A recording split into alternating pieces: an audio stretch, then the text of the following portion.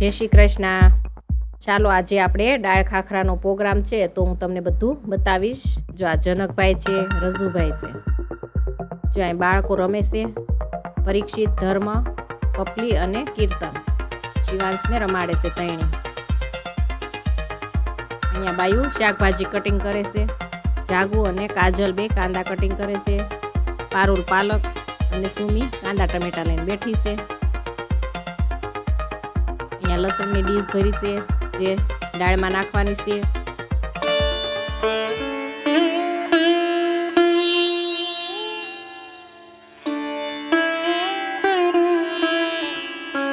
અહીંયા બાયું શાકભાજી કટિંગ, અહીંયા રજુભાઈ છે।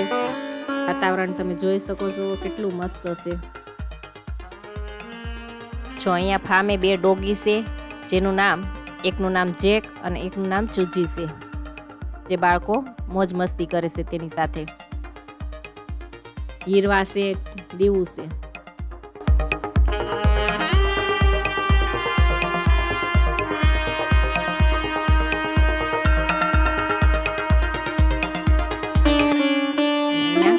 દીવું અને પંછી।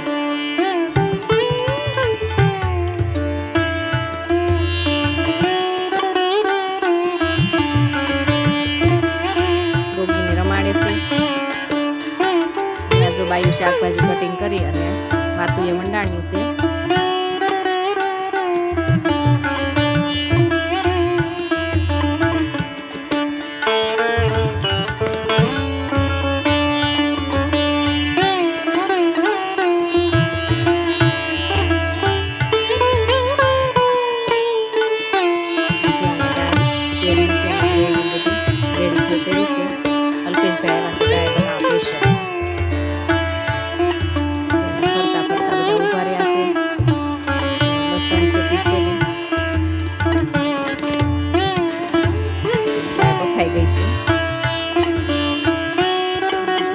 નાખી શાકભાજી અને તળવા દેવાનું છે। આદુ નાખવાનું, તેમાં રીંગણ, ફ્લાવર, ટમેટા, કાંદા, પાલક, ટમેટાની ગ્રેવી બધું પણ દાળમાં નાખવાનું। દાળ મસ્ત બને છે।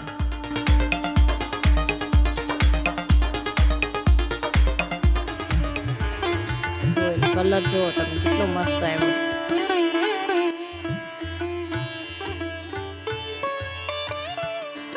હવે તેમાં આપણે પાલક નાખીશું।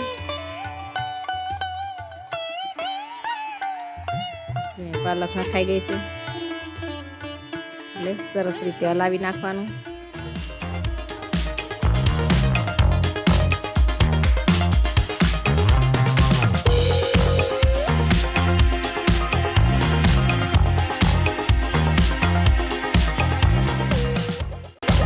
દાળ બનાવે તો જોવે છે।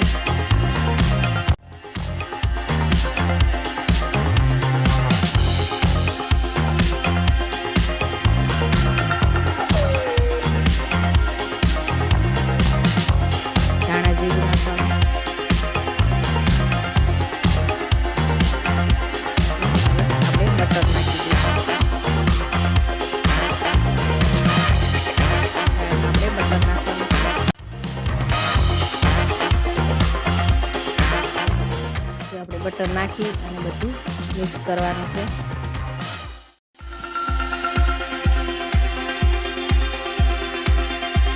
આપણે બધું બટર નાખી દીધું અને સરસ મિક્સ થઈ ગયું। હવે આપણે થોડો ગોળ નાખી દઈશું। બધું બરાબર મિક્સ કરી લેવું એટલે સરસ એક રસ થઈ જાય।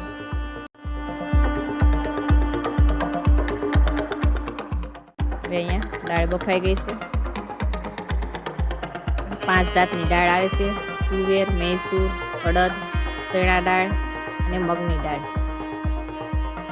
પહેલાં આપણે એને ગરમ પાણીમાં બાફી લેવાની છે, ત્યાર પછી આપણે ગ્રેવીમાં નાખી દઈશું।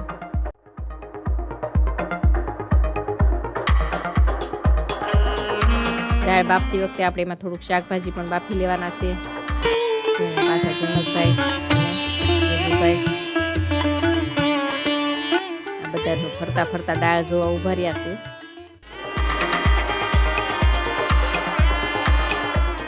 ને આ જાગું છે જો. એને રસોડામાં બહુ કંટાળો આવે.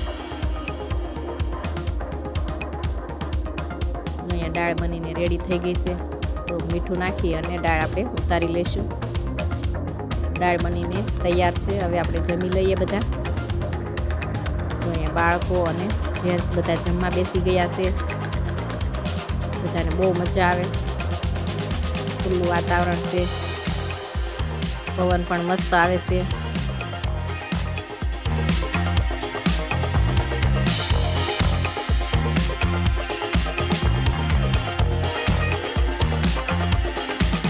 અમારા બાયુનો વારો આવ્યો.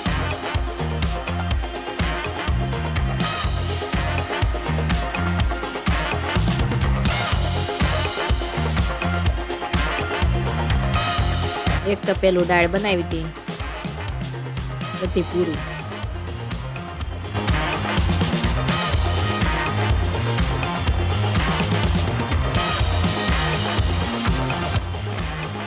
તો બસ અત્યારે જ આપણે અહીંયા પૂરું કરીશું.